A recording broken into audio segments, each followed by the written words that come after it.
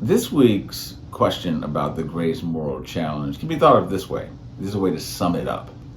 It's basically that we have a top to bottom or an extensive moral problem, which is a lack of moral formation at all levels.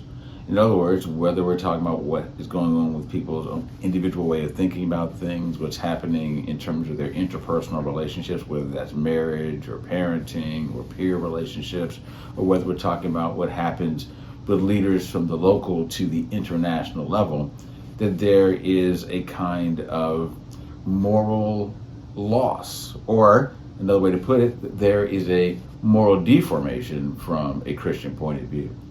You know, the well-known author, the late Dallas Willard, says everyone has a kind of formation. When we think about, say, a spiritual formation, we're thinking about, for example, that, a direct, very scheduled, very intentional approach to Christian formation, right? But the point that he makes is that everybody has some kind of spiritual formation, whether they think about God or not, whether they're involved in church or not, Christian communities or not.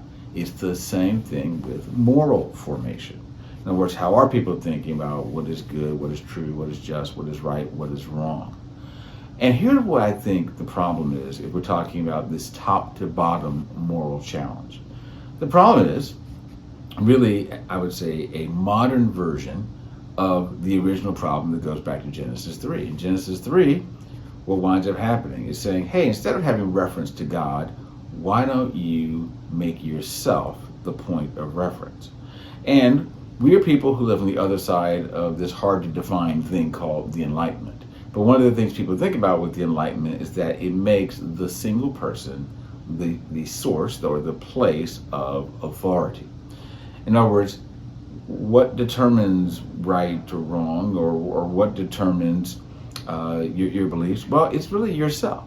Now, some people might say, well, the way I learned about the Enlightenment, that meant that everybody has a common rationality if they're equally reasonable. Well, maybe that's what was intended, but we're in a time now where it's very clear that people are saying, well, no, it's what my truth is, and what I'm determining and discerning and discovering to be my truth.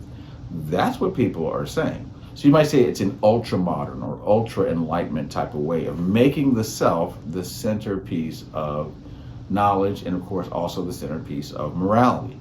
If that's the case, you kind of have a moral free-for-all, because it's up to people to determine what they think is good or right or wrong or true or false, etc.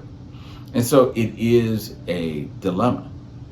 But it's a dilemma that I think, at least from the Christian point of view, we can address that by really inviting people to not just think about their beliefs in ways that are these exercises in abstractions, you might say. In other words, they're these ideas that are kind of floating up in the air, and they stay floating up in the air, and they don't land on the ground. They don't connect to the ground. I think for a lot of Christians, if we're talking about that moral dilemma being a Christian moral formation problem, the dilemma is a disconnection between what Christians claim they believe, confess that they believe, and then the moral lives that they perform.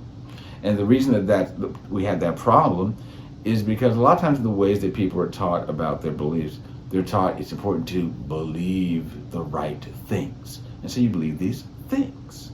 But how those things cash out, how they are lived out, that winds up being a trickier enterprise. And I think a lot of times what people wind up doing is they have these beliefs, but then when it comes to how they ought to live, it really becomes, well, let me just kind of figure it out.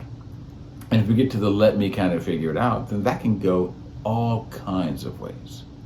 So what's the solution? The solution really is a kind of moral formation, and arguably a moral formation that's part of our larger Christian formation, our spiritual formation, where people are having an understanding that their faith is about a very whole person experience. Surely it's about belief, but it's not beliefs disconnected from how you're going about your life. It's taking those beliefs and thinking about life and having them together like this. After all, think about it this way. Jesus did say, believe in me, but he said, follow me.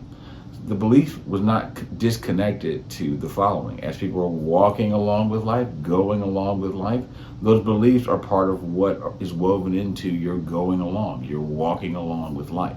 And so we need to strengthen that connection, or maybe establish that connection for the first time for a lot of people. So if we're pursuing a moral formation that's more integrating our ethics, our morals, with our Christian beliefs, then I think we can be on the way to forming people, whether it's from the individual level to the international level, where what they do is more greatly connected to what they claim they believe.